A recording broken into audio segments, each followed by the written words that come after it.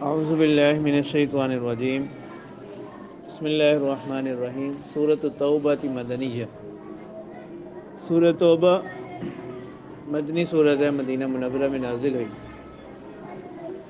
اور ترتیب کے اعتبار سے قرآن مجید کی 9ویں صورت ہے، اور نزول کے اعتبار سے 113ویں صورت، اور اس کا ایک نام سورۃ برات بھی ہے۔ ٹھیک ہے، سورۃ توبہ اس کو اس وجہ سے کہا جاتا ہے کہ اس میں آگے چل کر کچھ لوگوں کی توبہ کا ذکر ہے، تو خصوصیت کے ساتھ پھر اس سورت کا نام بھی سورۃ توبہ رکھ دیا۔ وعلی الثلاثۃ الذین خلفوا، غزوہ تبوک میں جو 3 صحابہ رہ گئے تھے ان کی توبہ کا ذکر ہے۔ اور سورۃ برات اس کو اس وجہ سے کہا جاتا ہے کہ اس میں ان لوگوں کے ساتھ جو دین اسلام کے دشمن ہوں ان سے برات کا، بیزاری کا اعلان ہے، اسی مناسبت سے اس کا نام سورہ برات بھی ہے۔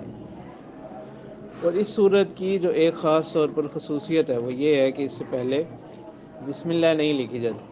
اس کے علاوہ جتنی بھی قرآنی صورتیں ہیں ان تمام کے شروع میں بسم اللہ لکھی جاتی ہے۔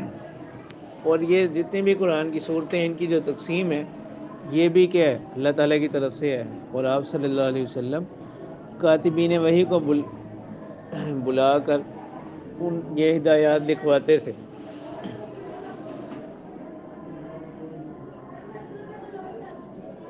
تو اس کے شروع میں عام دستور کے مطابق نہ تو بسم اللہ نازل ہوئی، اور نہ ہی نبی اکرم صلی اللہ علیہ وسلم نے کاتبین وحی کو اس کی ہدایت فرمائی، اور اسی حالت میں آپ صلی اللہ علیہ وسلم کا وصال ہو گیا۔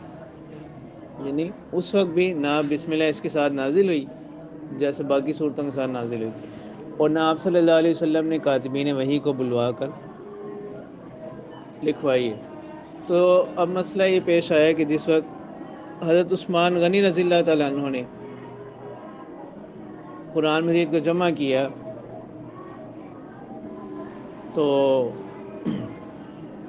اس وقت بھی باقی صورتوں کے برخلاف سورۃ توبہ کے شروع میں بسم اللہ نہیں تھی۔ تو اب یہ شبہ ہو گیا کہ شاید یہ کوئی مستقل صورت نہ ہو بلکہ کسی دوسری صورت کا جز ہو۔ تو اب یہ فکر ہوئی کہ کس صورت کا جز ہو سکتی ہے، تو مضامین کے اعتبار سے یہ سورہ انفال کا جز بنتا، تو انہوں نے سورۃ انفال کے ساتھ اس کو کیا کر دیا، متصل کر دیا۔ اور ایک روایت میں یہ بھی آتا ہے کہ خود آپ صلی اللہ علیہ وسلم کے زمانہ میں بھی ان دونوں صورتوں کو قرینتین بولتے تھے، قرینتین ملی ہوئی، تو اسی مناسبت سے پھر انہوں نے ان دونوں صورتوں کو اکٹھا کر دیا۔ اب دونوں احتمال موجود تھے، ایک تو یہ احتمال تھا نا کہ کسی دوسری صورت کا جز ہے، تو اس احتمال سے اس کو کیا کر دیا، سورۃ انفال کے ساتھ ملا دیا، اور ایک احتمال یہ بھی تھا کہ کوئی مستقل صورت نہ ہو، تو اس احتمال کی بنا پر اگرچہ یہاں بسم اللہ نہیں لکھی گئی لیکن کچھ جگہ جو ہے وہاں کیا کر دی گئی، چھوڑ دی گئی۔ بسم اللہ تو نہیں لکھی گئی لیکن دوسری صورت سے فصل کرنے کے لیے کچھ جگہ کیا کر دی گئی، چھوڑ دی گئی۔ تو اب یہاں پر ایک مکالمہ بھی ہمیں ملتا ہے حضرت عبداللہ بن عباس رضی اللہ تعالیٰ عنہما کا اور حضرت عثمان رضی اللہ تعالیٰ عنہ کے درمیان۔ تو انہوں نے ایک مرتبہ سوال یہ کیا کہ قرآن مجید کی جو ترتیب قائم کی گئی وہ تو کس اعتبار سے ہے؟ سب سے پہلے کیا آتی ہیں؟ معین، یعنی وہ صورتیں جو سبع طوال کہلاتی ہیں، بڑی بڑی صورتیں جن کی آیات زیادہ ہیں۔ تو انہوں نے فرمایا کہ اس اعتبار سے تو کیا ہونا چاہیے تھا، سورہ انفال پر سورہ توبہ کو مقدم ہونا چاہیے تھا نا۔ اس کی آیات کتنی تھی سورہ انفال کی؟ 75 ہے، اور اس کی آیات کتنی ہیں؟ 129 ہیں۔ تو یہ معین ان صورتوں میں سے ہیں جو معین کہلاتی ہیں، تو اس کو مقدم ہونا چاہیے تھا، سورہ انفال کو مؤخر۔ تو اس کا جواب یعنی انہوں نے سوال کا مقصد یہ تھا کہ پھر اس ترتیب کو بدلنے میں کیا حکمت ہے؟ تو حضرت عثمان رضی اللہ تعالیٰ عنہ نے فرمایا کہ یہ سب باتیں آپ کی صحیح ہیں لیکن قرآن کے معاملہ میں احتیاط کا تقاضا تھا، اور احتیاط اسی میں تھی جو طریقہ اختیار کیا گیا۔ کیوں؟ کیونکہ اگر سورۃ توبہ مستقل سورت نہیں ہے بلکہ سورہ انفال کا جز ہے، تو پھر تو ظاہر سی بات ہے کہ کون مقدم ہوگا؟ سورہ انفال مقدم ہوگی، کیونکہ یہ اس کا جز ہے، اس کے بعد آئے گا، اور وہ پہلے نازل ہوئی، سورۃ توبہ بعد میں نازل ہوئی، تو اس لیے انفال کو مقدم کرنا یہ کیا زیادہ مناسب بنسبت اس کے کہ سورۃ توبہ کو کیا جاتا، سورہ انفال میں مقدم کیا جاتا، اور ایسا کرنا بغیر وحی کے جائز نہیں، اور وحی میں ہمیں کوئی ایسی ہدایت نہیں ملتی، وحی میں ہمیں ایسی کوئی ہدایت نہیں ملی، تو اس لیے کیا گیا، سورہ انفال کو مقدم اور سورہ توبہ کو مؤخر کیا گیا، اس احتمال کی بنا پر کہ ممکن ہے یہ کیا ہو، مستقل صورت نہ ہو بلکہ اس کا سورہ انفال کا جز ہو۔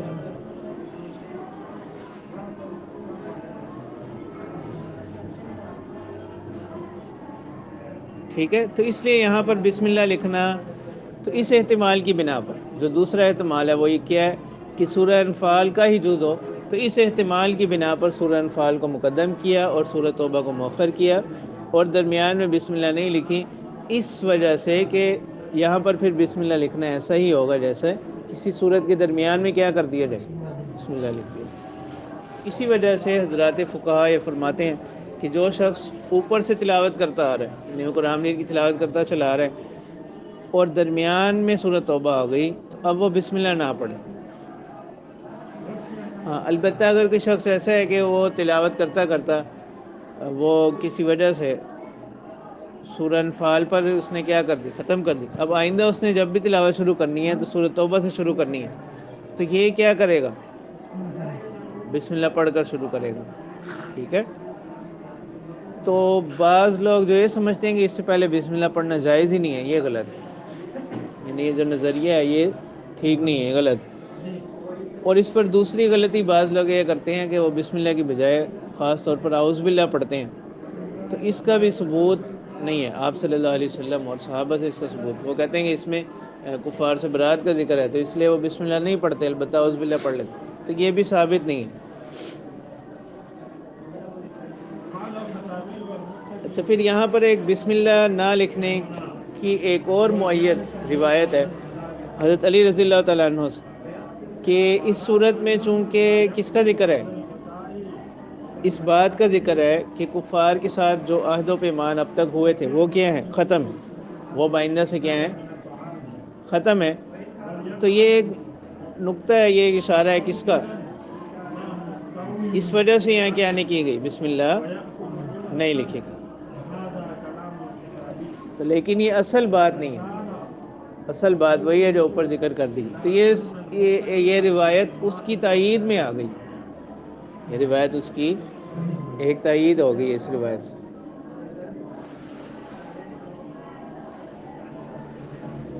تو اس کے مضامین میں جو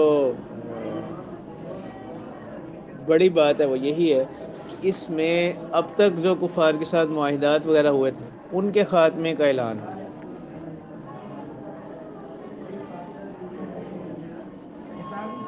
کہ اب وہ آئندہ سے وہ معاہدے کیا ہو جائیں، ختم ہو جائیں۔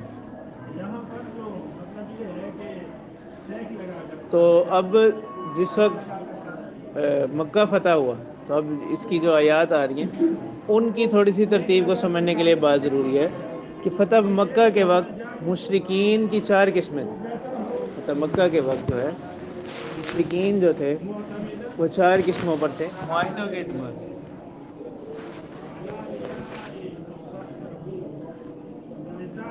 ایک قسم کے تو وہ لوگ تھے کہ جن کے ساتھ صلح حدیبیہ میں معاہدہ ہوا تھا، صلح حدیبیہ میں معاہدہ یہ ہوا تھا نا کہ اس کی تفصیلی شرائط، اس میں ایک شرط یہ بھی تھی کہ 10 سال تک کیا رہے گی، جنگ بند رہے گی، لیکن مشرکین نے خود اس معاہدے کو توڑ دیا، پھر جس کے نتیجے میں کیا ہوئی، فتح مکہ ہوئی۔ تو پہلی قسم کے تو وہ لوگ ہیں جن کے ساتھ کوئی معاہدہ ہوا انہوں نے خود ہی اس معاہدے کو کیا کر دی، توڑ دیا، اور وہی پھر آگے چل کر سبب بنا فتح مکہ۔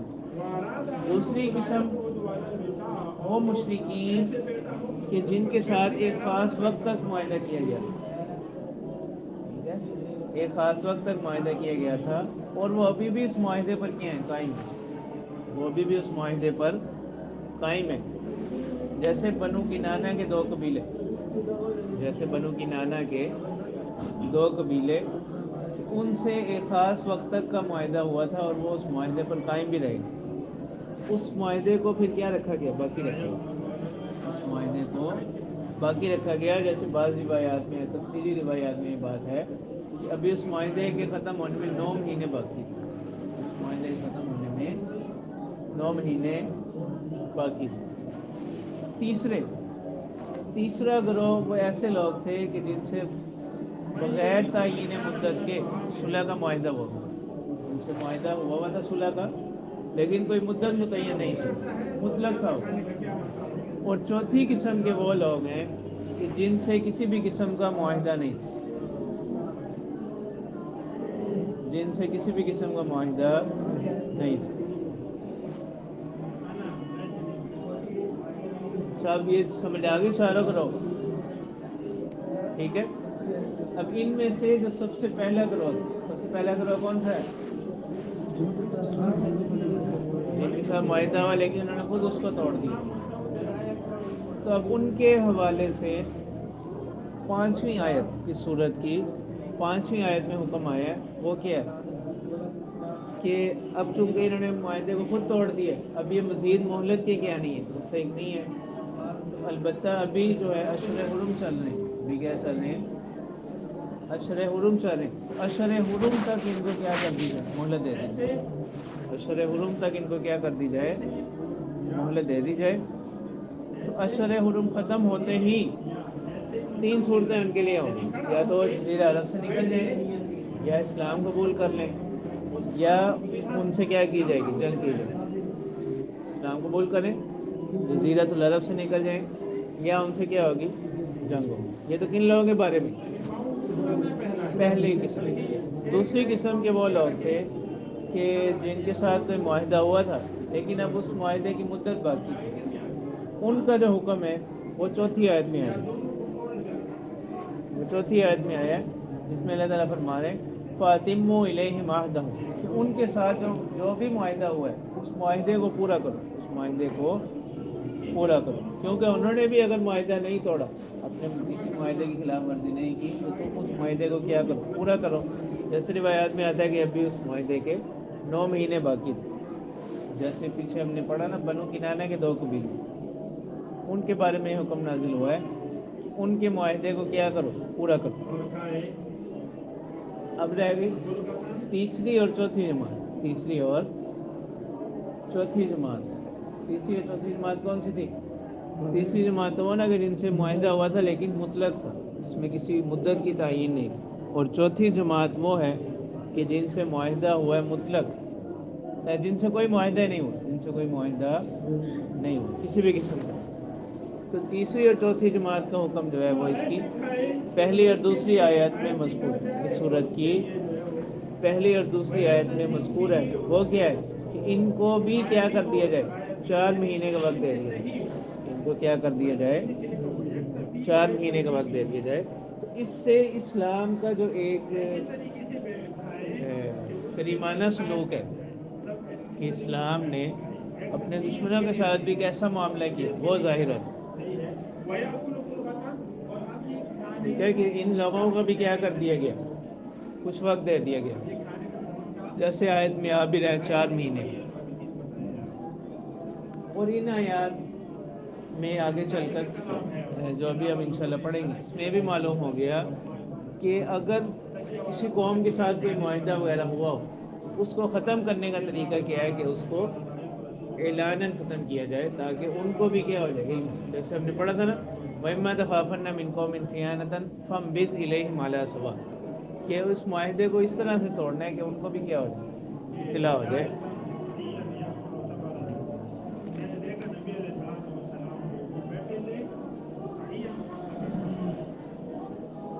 اور دوسرا، اگر یہ لوگ پھر بھی کوئی شرارت کریں، پھر دوبارہ ان سے کیا کیا جائے گا، ان سے جنگ کی جائے گی، وہ بھی انہیں آیات سے کیا ہو گیا، معلوم ہو گیا۔ جیسا حدیث مبارکہ میں بھی آتا ہے نا کہ لا یلدغ المؤمن من جوف واحد مرتين، کہ ایک مسلمان ایک ہی سوراخ سے 2 مرتبہ نہیں ڈسا جاتا. مطلب کیا، جہاں سے ایک مرتبہ اگر دھوکہ ہو جائے تو دوبارہ ان سے کیا نہیں، دوبارہ اگلا بندہ کیا رہے، تیار رہے. یہی معنی ہے کس کے، مومن کی عقل مندی.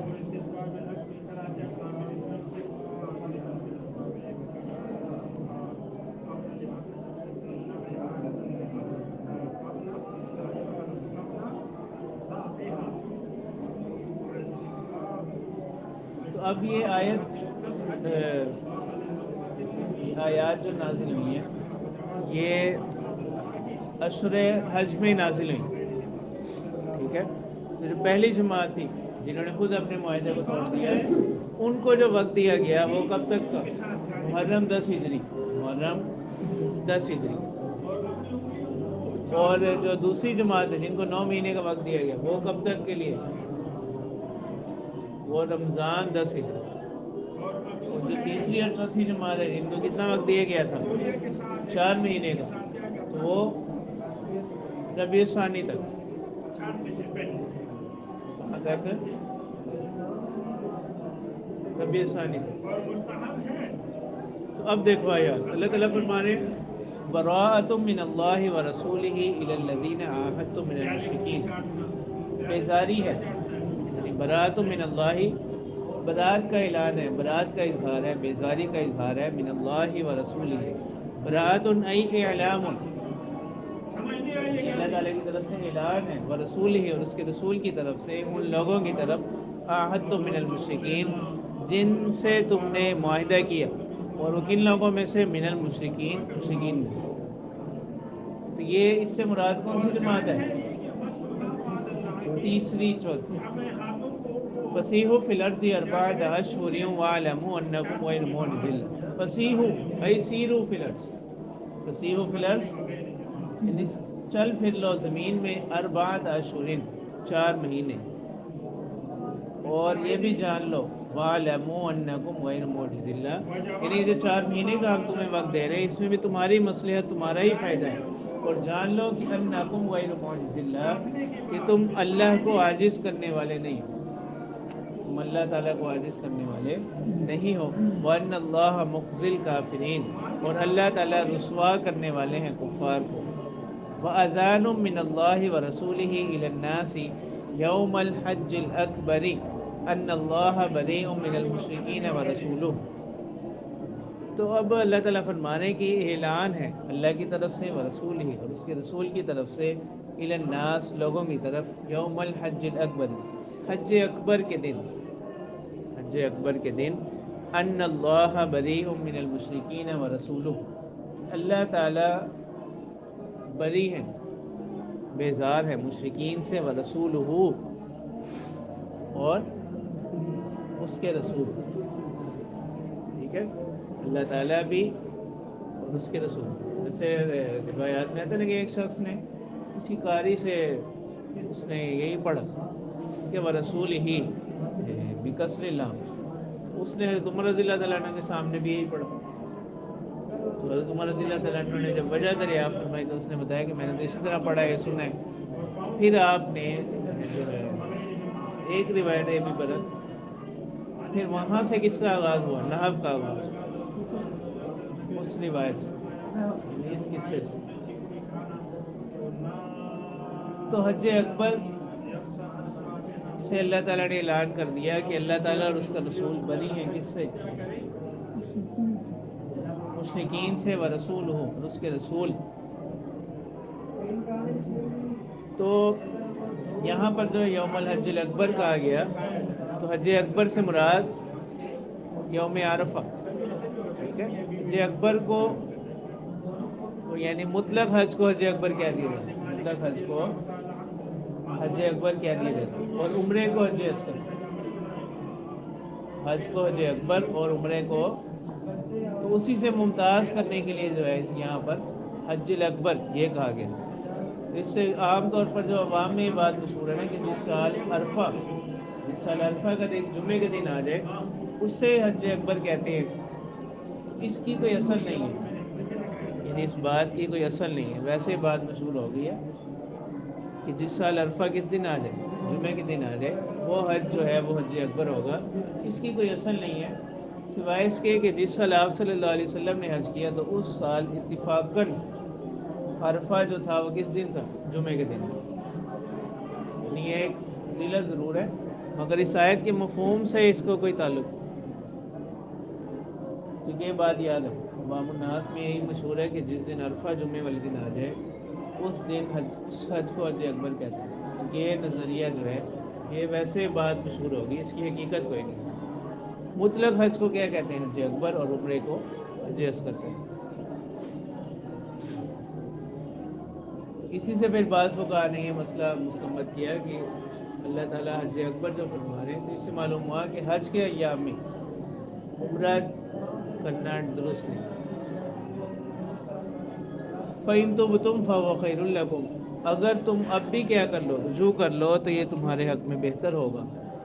وَإِن تَوَلَّيْتُمْ, اور اگر تم نے اعراض کیا, منہ پھیرا, فَاعْلَمُوا أَنَّكُمْ غَيْرُ مُعْجِزِ اللَّهِ, تو جان لو کہ تم اللہ کو عاجز کرنے والے نہیں ہو. وَبَشِّرِ الَّذِينَ كَفَرُوا بِعَذَابٍ أَلِيمٍ, اور خوشخبری دے دیجئے ان لوگوں کو جنہوں نے کفر کیا, دردناک عذاب کی.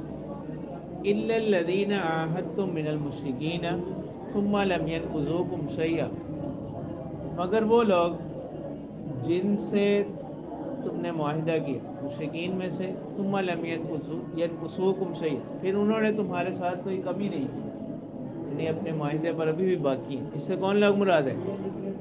بنی کنانہ کے 2 قبیلے, دوسری جماعت. وَلَمْ يُظَاهِرُوا عَلَيْكُمْ أَحَدًا, اور تمہارے خلاف کسی کی مدد بھی نہیں کی. فَأَتِمُّوا إِلَيْهِمْ عَهْدَهُمْ إِلَى مُدَّتِهِمْ, ان لوگوں کی طرف پورا کرو ان کے معاہدے کو ان کی مدت تک. ان اللہ یحب المتقین, بے شک اللہ تعالیٰ پسند کرنے والے ہیں متقین. فَإِذَا انْسَلَخَ الْأَشْهُرُ الْحُرُمُ, یہاں سے پہلی جماعت کے متعلق حکم بیان کیا جائے. پہلی جماعت کون سی تھی؟ کہ جن سے کوئی معاہدہ ہوا انہوں نے اس معاہدے کو توڑ دیا. تو اب ان کے بارے میں اللہ تعالیٰ فرما رہے ہیں فَإِذَا انْسَلَخَ الْأَشْهُرُ الْحُرُمُ, کہ جب حرمت والے مہینے ختم ہو جائیں. فَاقْتُلُوا الْمُشْرِكِينَ حَيْثُ وَجَدتُّمُوهُمْ, تو اس وقت تم مشرکین کو قتل کرو جہاں بھی ان کو پاؤ. وَخُذُوهُمْ, اور ان کو پکڑو. وَاحْصُرُوهُمْ, اور ان کا محاصرہ کرو, ان کو گھیر لو. وَاقْعُدُوا لَهُمْ كُلَّ مَرْصَدٍ, اور ان کے لیے کیا لگاؤ, گھات لگاؤ, یعنی مورچے بناؤ ان کے خلاف. فَإِن تَابُوا وَأَقَامُوا الصَّلَاةَ وَآتَوُا الزَّكَاةَ, اگر یہ کیا کر لیں, توبہ کر لیں, جس کی صورت کیا ہے, نماز قائم کریں. وَآتَوُا الزَّكَاةَ, اور زکوٰۃ ادا کریں. فَخَلُّوا سَبِيلَهُمْ, تو ان کے راستے کو کیا کر دو, چھوڑ دو. فَخَلُّوا سَبِيلَهُمْ, ان کے راستے کو چھوڑ دو. اگر یہ لوگ کیا کر لیں, نماز قائم کریں, زکوٰۃ دیں, تو یہ بڑی علامات ہے کس کی, اسلام کے اظہار کی. اس وجہ سے ان کو بطور خاص یہاں پر کیا کیا گیا, ذکر کیا گیا کہ صرف ان کی زبانی بات پر کیا نہیں کرنا, یہ نہیں کرنا. یعنی کسی بھی شخص کے مسلمان ہونے پر اعتماد کا ذریعہ کیا ہے, کہ وہ نماز قائم کریں اور کیا کریں, زکوٰۃ ادا کریں. اور اسی آیت سے استدلال کیا حضرت ابوبکر صدیق رضی اللہ تعالیٰ عنہ. جس وقت ان کو بعض صحابہ نے اعتراض کیا نا کہ آپ یہ جو لوگ مانعین زکوٰۃ ہیں, یہ اگرچہ کیا کرتے ہیں, کلمہ بھی پڑھتے ہیں, تو انہوں نے پھر اسی آیت سے کیا کیا, استدلال کیا تھا کہ کلمہ تو گو کے پڑھ رہے ہیں, لیکن وہ یہ ہے کہ انہوں نے کیا کر دیا, زکوٰۃ دینے سے انکار کیا. تو اب محض کلمہ پڑھنے سے ان کے ساتھ کیا نہیں ہوگی, جنگ بند نہیں ہوگی. فَخَلُّوا سَبِيلَهُمْ, اور ان کے راستے کو چھوڑ دو. إِنَّ اللَّهَ غَفُورٌ رَحِيمٌ, بے شک اللہ تعالیٰ بخشنے والے مہربان. وَإِنْ أَحَدٌ مِّنَ الْمُشْرِكِينَ اسْتَجَارَكَ فَأَجِرْهُ حَتَّى يَسْمَعَ كَلَامَ اللَّهِ ثُمَّ أَبْلِغْهُ مَأْمَنَهُ, اگر مشرکین میں سے کوئی آپ سے اس کے بعد بھی کیا کر لے, استجارہ کا پناہ طلب کرے, فَأَجِرْهُ حَتَّى يَسْمَعَ كَلَامَ اللَّهِ، آپ اس کو کیا کریں، پناہ دے تاکہ وہ اللہ کے کلام کو سن لے، تاکہ اسلام کا جو پیغام ہے پوری طرح اس تک پہنچ جائے. ثُمَّ أَبْلِغْهُ مَأْمَنًا، پھر اگر اس کو ابھی بھی کوئی خطرہ ہے اس کے بعد اس کو پہنچا دو مأمنہ، اس کے امن کی جگہ، اس کے امن کی جگہ اس کو کیا کر دو، پہنچا دو. معلوم یہ ہوا کہ اگر کوئی جو ذمہ وغیرہ اسلامی ریاست میں ہے ان کی حفاظت کی ذمہ داری بھی کس کی ہے، اب مسلمانوں کی ہوگی، ان کی حفاظت کی ذمہ داری مسلمانوں کی ہوگی. اور حتیٰ یسمع کلام اللہ سے بھی معلوم ہوا کہ اسلام کی حقانیت کے جو دلائل ہیں ان کو سمجھانا، ان کو پہنچانا، یہ کیا ہے، جو اسلام کے نمائندہ لوگ ہیں، جو مسلمان علماء ہیں، ان کے ذمہ کیا ہے، فرض لازم. ذالک بانہم قوم لا یعلمون، یہ اس بنا پر اللہ تعالیٰ فرما رہے ہیں کہ یہ ایسی قوم ہے جو علم نہیں رکھتی، یہ ایسی قوم ہے جو علم نہیں رکھتے. تو اس لیے ان کو کیا کرو، اسلامی تعلیمات کی پہچان کرواؤ.